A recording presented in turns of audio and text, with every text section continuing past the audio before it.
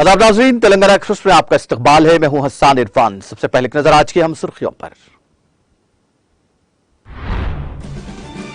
मुल्क में की गई नोटबंदी की वजह से 5 लाख करोड़ का नुकसान। नोटबंदी के नताइज पर व्हाइट पेपर जारी करने रियासती वजीर हरीश राव का मरकज से मुतालबा।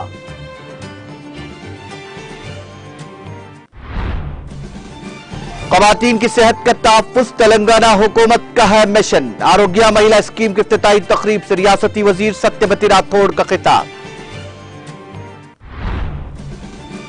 रियासती वजीर पी अजय कुमार ने आश्वराव पेट का किया दौरा। आरटीओ सब यूनिट ऑफिस का किया इफ्तिताह। दीगर प्रोग्राम्स में भी की शिरकत।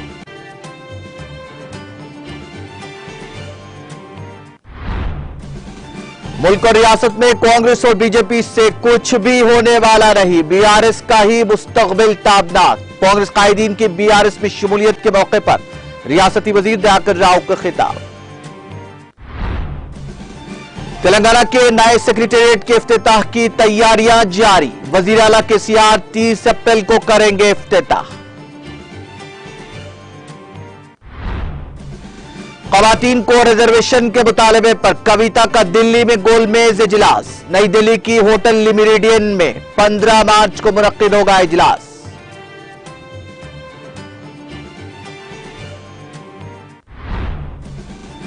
और लोकसभा में हुक्मरान जमात और अपोजिशन के दरमियान हंगामा रहा। हंगामा के बाइस राज्यसभा की कार्रवाई भी दिन भर के लिए हुई मुलतवी।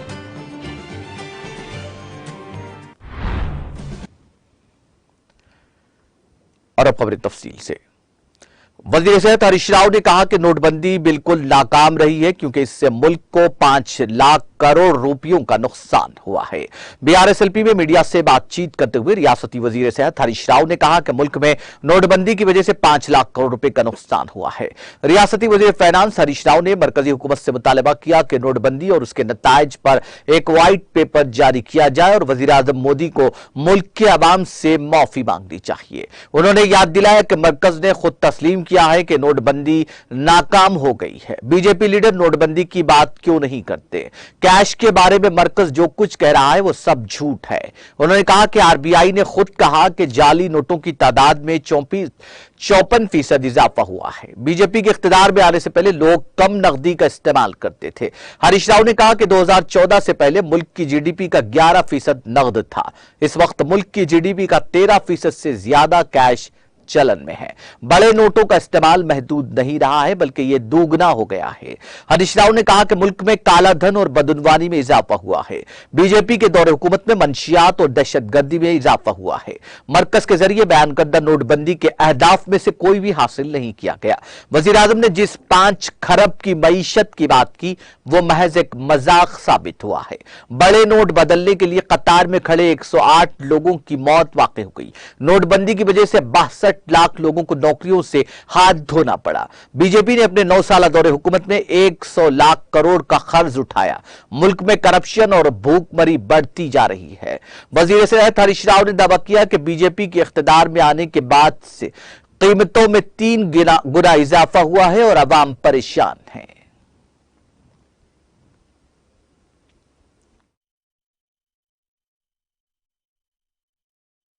అయితే మిగతా 118 నియోజకవర్గాల్లో ఒక్కొక్క నియోజకవర్గానికి 1100 మందికి దళిత బంధును ఈ దఫాలో అందించాలని చెప్పి కేబినెట్లో నిర్ణయం తీసుకున్నాం. సో 118 నియోజకవర్గాలు ఇంటూ 1100 మంది అనుకున్నప్పుడు 1,29,800 మంది లబ్ధిదారులకు అందించడం జరుగుతుంది. మరో 200 చీఫ్ సెక్రటరీ గారి దగ్గర వారి నేతృత్వంలో వారి పర్యటనలో కానీ వారికి ఏదైనా అప్పీల్స్ వస్తే వారు ఇచ్చే విధంగా ఒక 200 చీఫ్ సెక్రటరీ గారి దగ్గర పెట్టి మొత్తంగా 1,30,000 మందికి దళిత బంధును అందించాలని, ఈ దళిత బంధు అందించే ప్రక్రియ గతంలో ఎట్లయితే జిల్లా కలెక్టర్ల ద్వారా జరిగిందో ఇప్పుడు కూడా జిల్లా కలెక్టర్ల ద్వారా ఆ ప్రక్రియను వేగవంతంగా చేయాలని చెప్పి ప్రభుత్వం ఈరోజు ఆ శాఖ అధికారులను చీఫ్ సెక్రటరీ గారిని కేబినెట్ ఆదేశించడం జరిగింది. మరో ముఖ్యమైనటువంటి పథకం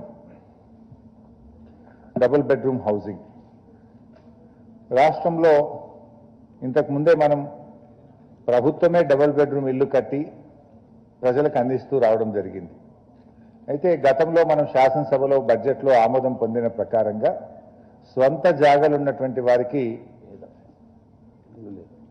ఇల్లు కట్టించే కార్యక్రమం, ఎవరైతే పేద వర్గాలు గతంలో ఉన్నటువంటి వారి ఇల్లు కూలిపోవడం కానీ లేదా స్థలాలుండి ఇల్లు లేకుండా ఉన్నటువంటి వాళ్ళు కానీ ఈ పేద వర్గాల ప్రజలకు స్వంత జాగాలో ఇల్లు కట్టేటువంటి కార్యక్రమాన్ని గృహలక్ష్మి పథకంగా నామకరణం చేయడం జరిగింది. సో ఈ గృహలక్ష్మి కింద ఇప్పుడు 4 లక్షల మందికి ఇల్లు మంజూరు చేయాలని చెప్పి ఈరోజు కేబినెట్ నిర్ణయించింది. ఈ 4 లక్షల్లో ఒక్కొక్క నియోజకవర్గానికి 3,000 ఇళ్ల చొప్పున 119 నియోజకవర్గాల్లో ఈ ఇల్లు నిర్మించాలని చెప్పి డిసైడ్ చేశాం. అది కాకుండా ఒక 43,000 ఇల్లు స్టేట్ కోటాలో పెట్టడం జరుగుతూ ఉంది. మొత్తంగా ఈ 4 లక్షల ఇళ్ళు వెంటనే ఈ ఇండ్ల లబ్ధిదారుల ఎంపిక ప్రక్రియను ప్రారంభించాలని, ఈ ఇండ్ల నిర్మాణాన్ని వెనువెంటనే చేపట్టాలని చెప్పి కూడా ఈరోజు కేబినెట్లో నిర్ణయించడం జరిగింది. ఒక్కొక్క ఇంటికి ప్రభుత్వం 3 లక్షల రూపాయలు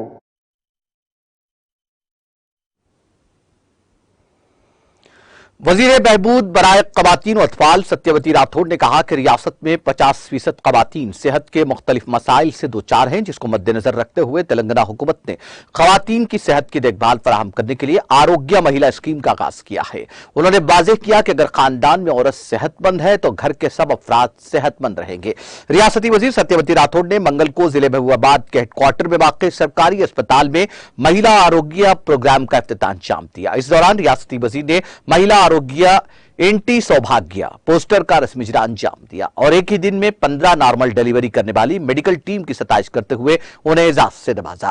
इस मौके पर रियासती वजीर सत्यवती राठौड़ ने कहा कि आरोग्य महिला हॉस्पिटल्स में अटेंडर से लेकर डॉक्टर तक तमाम खवातीन मौजूद हैं और खवातीन बगैर किसी खौफ के अपने सेहत के मसाइल के बारे में बात कर सकती है। उन्होंने कहा कि नई स्कीम के तहत खवातीन को 8 किस्म के मुफ्त टेस्ट, अद्वियात, हिदायत और सेहत के मशवरे मिलेंगे। उन्होंने वाज़ेह किया कि यहां हल न होने वाले मसाइल को जिला हेडक्वार्टर में मौजूद मरकजी हॉस्पिटल्स को रवाना किया जाएगा। उन्होंने बताया कि खवातीन के लिए अलग हेल्प डेस्क और अलहदा वार्ड होगा। उन्होंने इस बात पर तशवीश का इजहार किया कि जो खवातीन इलाज करवाने की इस्तेताअत नहीं रखती वो अपने मसाइल के बारे में बात नहीं कर पा रही हैं और ऐसी सूरत हाल में मुब्तला हो रही है जहां बीमारियां बढ़ रही हैं। उन्होंने खवातीन पर जोर दिया कि वो रियासती हुकूमत की जानिब से दी जाने वाली मराद से भरपूर इस्तेफादा करे। बाद अज़र रियासती वजीर ने रेडियोलॉजी हब का मुआयना किया, अस्पताल में कई मरीजों की आयादत की। वजीर ने डॉक्टरों से उनके इलाज के बारे में दरियाफ्त किया और मालूमात हासिल की। इस मौके पर जेडपी चेयरपर्सन कुमारी अंगुद बिंदु, रुकन assembly Shankar Nayak, municipal chairman P Ram Mohan Reddy, vice chairman Farid, जिला collector Shashank, additional collector Abhilash Abhinav, DMNHO Harish Raj, अफसरान और अमले ने शिरकत की।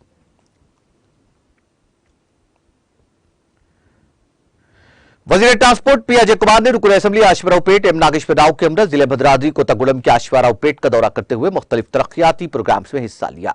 इस दौरान रियासती वजीर पी अजय कुमार ने आश्वरावपेट में वाक़े कदीम एमपीडीओ के अहाते में आरटीओ सब यूनिट ऑफिस का इफ्तिताह अंजाम दिया। वजीर ट्रांसपोर्ट यहां बगैर किसी काफिले के सीधे 2 व्हीलर पर तकरीब में पहुंच गए। इस मौके पर रियासती वजीर ट्रांसपोर्ट अजय कुमार ने कहा कि अश्वरावपेट, दम्मापेट, चंद्रोगुंडा, मलकापल्ली, अन्नापुररेड्डीपल्ली मंडलों के मोटर नशीन नए रजिस्ट्रेशन, गाड़ी की फिटनेस और ड्राइविंग लाइसेंस का इंदराज करा सकते हैं। रियासती वजीर ने कहा कि ओहदेदार नए दफ्तर में हफ्ते में 2 दिन दस्तियाब रहेंगे। इस मौके पर रुकन असेंबली एम नागेश्वर राव ने भी खिताब किया। प्रोग्राम में जेडपीटीसी रुकन सी Varalakshman, MPP Jai Shri Ram Murthy, sarpanch, MPTC party कायदीन, कारकुनान, लॉरी एसोसिएशन यूनियन के कायदीन, ऑटो वर्कर्स, कार ड्राइवर्स ने हिस्सा लिया। कबल अज़ीर रियासती वजीर अजय कुमार ने जमीगुड़म देहात में कंटी वेलुगु प्रोग्राम में शिरकत की।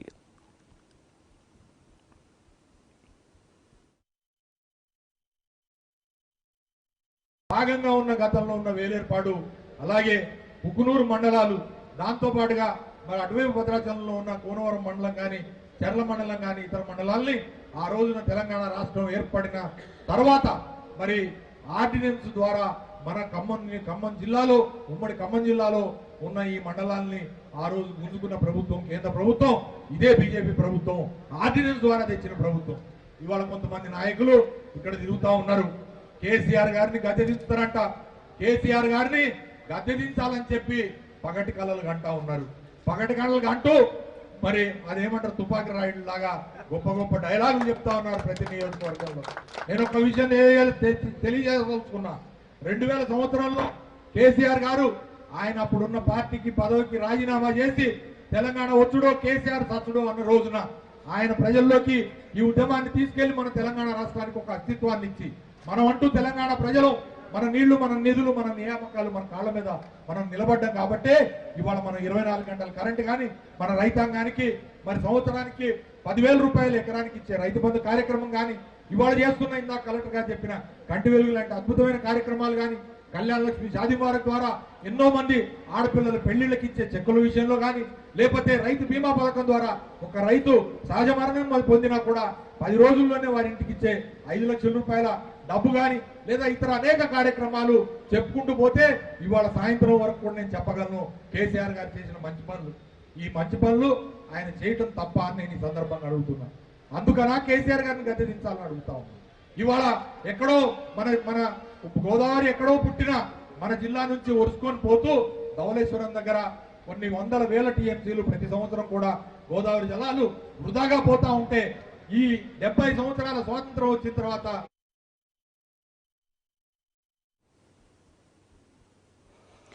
वजीर पंचायत राज उदय तरक्की दियाकर राव ने कहा कि मुल्क और रियासत में बीजेपी और कांग्रेस से कुछ भी होने वाला नहीं है, जबकि मुस्तकबिल में पूरे मुल्क में बीआरएस पार्टी ही का बोलबाला होगा। हल्का असेंबली पालकुर्ती देवोपला मंडल से ताल्लुकने वाले कांग्रेस कायदीन रेड्डी रेड्डी राजुला सुमैया ने अपने हामियों के साथ हैदराबाद में वाक़ रियासती वजीर दयाकर राव की रिहाइशगाह पहुंचकर उनकी मौजूदगी में बीआरएस पार्टी में शमूलियत इख्तियार की, जिन्हें रियासती वजीर ने गुलाबी खंडवा पहनाकर पार्टी में शमूलियत का खैर मकदम किया। इस मौके पर रियासती वजीर ने कहा कि हल्का असेंबली पालाकुर्ती में कांग्रेस पार्टी सबसे बुरी हालत में है और न ही बीजेपी की हालत ठीक है। उन्होंने वाज़ेह किया कि बीआरएस तेलंगाना हासिल करने वाली पार्टी के तौर पर तेलंगाना के अवाम के दिलों में बसी हुई है और इसी वजह से लोग बीआरएस की आदत को मजबूत कर रहे हैं। उन्होंने पार्टी में नए शामिल होने वालों को मुनासिब जगह देकर हिमायत करने का वादा किया। इस प्रोग्राम में बीआरएस देवरुपुला मंडल पार्टी के सदर टी दयाकर और दीगर ने शिरकत की।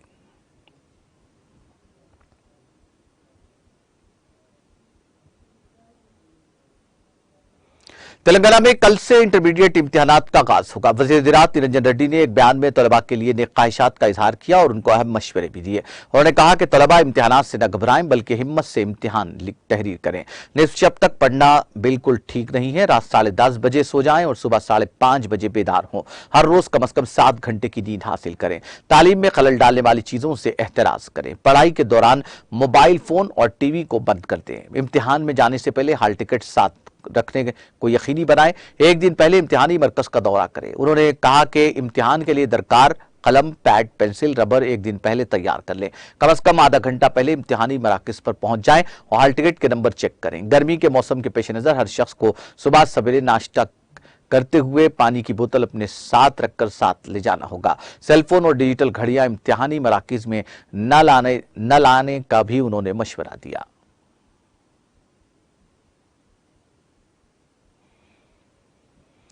तेलंगाना के नए सेक्रेटेरिएट के इफ्तिताह की तैयारियां जारी है। वजीर आला के चंद्रशेखर राव ने 30 अप्रैल को उसका इफ्तिताह करने का फैसला किया है। वजीर आला केसीआर ने पहले ही ओहदेदारों और इंजीनियर्स को उसके मुताबिक काम तेज करने की हिदायत दी। तमाम अहम काम मुकम्मल हो चुके हैं। सेक्रेटेरिएट की इमारत के कामों को हतमी शक्ल दी जा रही है। Furniture, painting, landscaping, elevation, networking वगैरह के काम तेजी से जारी है। आर्किटेक्ट ऑस्कर पुरी ने सेक्रेटेरिएट मॉडल के सिलसिले में एक वीडियो जारी किया है। सेक्रेटेरिएट की नई इमारत का मॉडल इमारत में मौजूद चैम्बर्स, मीटिंग हॉल, दाखिली दरवाजे, लॉन, फव्वारे, इमारत के इर्द गिर्द की चौड़ी सड़कें, कॉम्प्लेक्स, मंदिर, चर्च, मस्जिद वगैरह वाज़ेह तौर पर इस वीडियो में दिखाए हैं।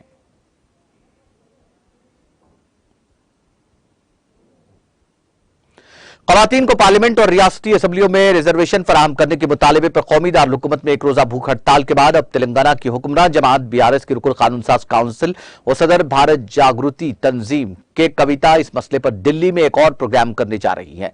कविता गोलमेज इजलास का इख्तिताम कर रही है जो 15 मार्च को 3 बजे दिन तक 5 बजे शाम होटल ली मेरिडियन नई दिल्ली में मुनक्किद होगा। इस मौके पर सियासी जमातों, सिविल सोसाइटी, ख़वातीन तंजीमों और दीगर कौमी तंजीमों के जिम्मेदारान के साथ तबादला ख्याल होगा। इसमें शिरकत करने वाले शुरका की फहरिस्त कल जारी की जाएगी। वज़ीर दाखिला मोहम्मद महमूद अली ने मुत्तहिदा रियासत आंध्र प्रदेश के साबिक वजीर और साबिक सीबीआई डायरेक्टर विजय रामा राव के इंतकाल पर उनकी क़यामगाह पहुंचकर उन्हें ख़राज अक़ीदत पेश किया और उनके अरकान ख़ानदान को तसल्ली दी और उनसे इजहार ताज़ियत किया। विजय रामा राव 85 साल की उम्र में इंतकाल कर गए। उनके खानदान वालों ने उन्हें जुबली हिल्स के अपोलो अस्पताल में ब्रेन स्ट्रोक की वजह से दाखिल कराया। डॉक्टरों ने बादजा ऐलान किया कि इलाज के दौरान उन्होंने शाम 7 बजे आखिरी सांस ली। जिले वरंगल के एटो नगरम में पैदा हुए विजय रामा राव ने अपनी हाई स्कूल की तालीम वेंकटगिरी नल्लूर जिले में हासिल की। फिर आला तालीम के कोर्सेज के लिए मद्रास चले गए। मद्रास यूनिवर्सिटी में BA ऑनर्स मुकम्मल किया। अपनी डिग्री मुकम्मल करने के बाद उन्होंने 1958 में SR कॉलेज करीमनगर में बतौर लेक्चरर खिदमत अंजाम दी। इसके बाद वो सिविल सर्विसेज के लिए मुंतखब हुए। मुख्तलिफ सलाहियतों में 1959 बैच के IPS ऑफिसर बने। 1959 बैच के IPS ऑफिसर के तौर पर मुख्तलिफ ओहदों पर खिदमत अंजाम दी। अक्टूबर 1959 में विजय रामा राव ने चित्तूर ASP का चार्ज संभाला। 1984 में उन्होंने हुक्मरान तेलुगुदेशम पार्टी के बुहरान तक हैदराबाद पुलिस कमिश्नर के तौर पर खिदमत अंजाम दी।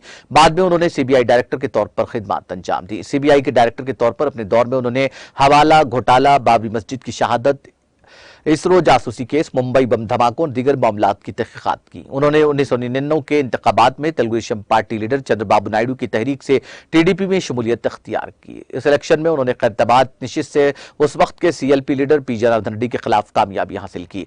रुकन असम्बली के तौर पर जीतने के बाद उन्होंने पहली बार रियासती काबीना में इमारत शुआरा के वजीर के तौर पर खिदमत अंजाम दी, लेकिन 2004 के इंतखाबात में वो फिर P जनार्दन रेड्डी के से हार गए और 2009 के इंतखाबात में उन्हें दानम नागेंद्र ने शिकस्त दी। उन्होंने 2014 में तेलंगाना की तश्कील के बाद TRS में शमूलियत अख्तियार की।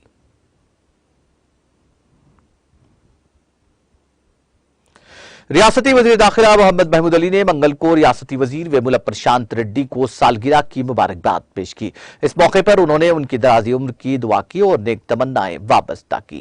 इस मौके पर मलकपेट इंचार्ज BRS मोहम्मद आजम अली और श्रीनिवास रेड्डी भी मौजूद थे। वज़ीर दाखिला मोहम्मद महमूद अली ने सालगिरह के इस पुरमसरत मौके पर वज़ीर की शॉल पोशी की और उन्हें गुलदस्ता पेश किया।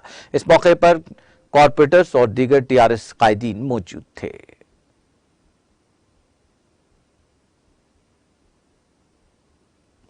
ट्रांसको के CMD प्रभाकर राव ने कहा कि मंगल को तेलंगाना की तारीख में सबसे ज्यादा बिजली की खपत देखी गई। मार्च के महीने में तवक्को के मुताबिक बिजली की तलब 15,000 मेगावाट रिकॉर्ड की गई। प्रभाकर राव ने इंकशाफ किया कि मंगल की सुबह 15,062 मेगावाट बिजली इस्तेमाल की गई। पीर को 14,138 मेगावाट बिजली इस्तेमाल की गई थी। उन्होंने कहा कि रियासत में बिजली की खपत दिन ब दिन बढ़ रही है। उन्होंने कहा कि जेर काश रकबे में इजाफा और सनती जरूरियात में इजाफे के बायस बिजली की तलब में इजाफा हुआ है। बताया गया कि रियासत में बिजली की जुमला तलब का 37% ज़राई शोबे के लिए इस्तेमाल किया जा रहा है। इस मौके पर राव ने कहा कि तेलंगाना वो रियासत है जो मुल्क में ज़राई शोबे के लिए सबसे ज्यादा बिजली इस्तेमाल करती है। गुज़िश्ता साल मार्च के महीने में सबसे ज्यादा 14,160 मेगावाट बिजली की खपत हुई थी। गुज़िश्ता दिसंबर में 14,750 मेगावाट बिजली इस्तेमाल की गई। उन्होंने कहा कि मंगल को 15,062 मेगावाट बिजली इस्तेमाल की गई। उन्होंने इस बात की पेशकयासी की कि मार्च के महीने में 15,000 मेगावाट तक बरखी की मांग दर्ज की जाएगी। बगैर किसी रुकावट के बिजली की सप्लाई के लिए तमाम इंतजाम पहले से मुकम्मल कर लिए गए हैं। एक अंदाजे के मुताबिक रबा साल के मौसम गर्मा के दौरान 16,000 मेगावाट से जायद की तलब होगी। हल्का असम्बली जुबली हिल्स के कल्याण लक्ष्मी और शादी मुबारक स्कीम के इस्तेफादा कुरिंदगान में चेक्स तकसीम प्रोग्राम का इनेकाद अमल में आया। इस मौके पर रुकन assembly jubilee hills M Gopinath ने मेहमान खुसूसी की हैसियत से शिरकत करते हुए रहमतनगर डिवीजन से ताल्लुक रखने वाले 48 इस्तेफादा कुरिंदगान में कल्याण लक्ष्मी और शादी मुबारक के चेक्स की तकसीम अमल में लाई। तकरीब में मुकामी कॉरपोरेटर CN रेड्डी, डिवीजन सुदूर मंसूर, जनरल सेक्रेटरी इसके अलावा दीगर ने शिरकत की।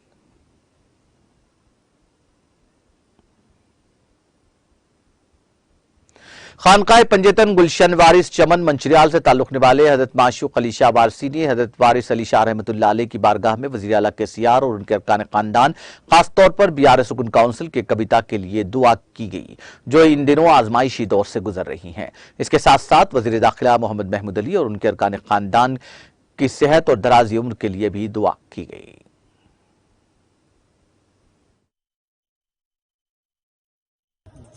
अस्सलाम वालेकुम वरहमतुल्लाहि वबरकातुहू। मैं सैयद माशूक अली शाह वारसी मंचरियाल खानक़े पंजतन गुलशन वारसी चमन का बानी सरकार आलम नवाज आज़म अल्लाह ज़िक्र चिराग़ पंजतन का ग़ुलाम आज देवा शरीफ में हाज़िरी लेके आया हूँ।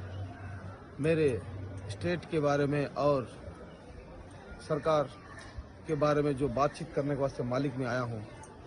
तहे दिल से मैं दुआ कर रहा हूँ। मैं हमारे होम मिनिस्टर महमूद अली साहब की सेहत के वास्ते और उनके अहले ख़ानदान की सेहत के वास्ते मैं दुआ कर रहा हूँ। मुख्तसर हमारे तेलंगाना स्टेट के सीएम केसीआर साहब और उनके अहले इक़दास जितने भी घर में रह रहे हैं, हर परेशानी से दूर होना, हर मुश्किल से आसान होना और उनकी जायज़ तमन्ना को पूरी अता फरमाना। और जो हमारे कविता मजान जो परेशान हाल में जो आज जो डाल दिए है उस दुनिया से बाहर निकलने के वास्ते मैं मुख्तसर मेरे मालिक में, मेरे हुजूर में मैं दुआ कर रहा हूँ। मालिक पंजतन पाक के वसीले से मौला हसैन अलैहिस्सलाम के सदक़े से मेरी हाज़िरी को कबूल करे और जो मैं अर्ज़ कर रहा हूँ यहाँ पर और जो भी मैं यहाँ पर जो अर्जी लेके आया हूँ मेरे मौला पंजतन पाक के वसीले से वो अर्जी को कामयाबी अता फरमाए। या वारिस अल्लाह वारिस। अस्सलाम वालेकुम व रहमतुल्लाह।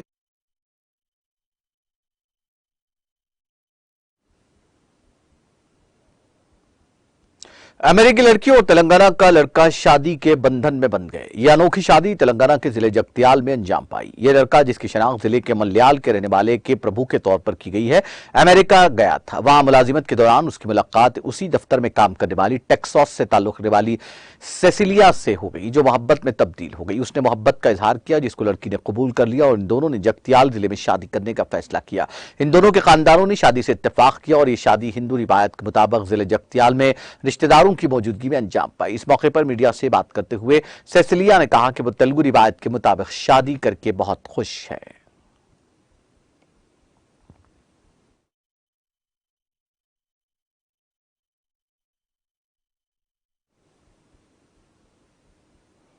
तेलंगाना एक्सप्रेस में वक्त ब्रेक के बाद भी खबरों का सिलसिला जारी रहेगा।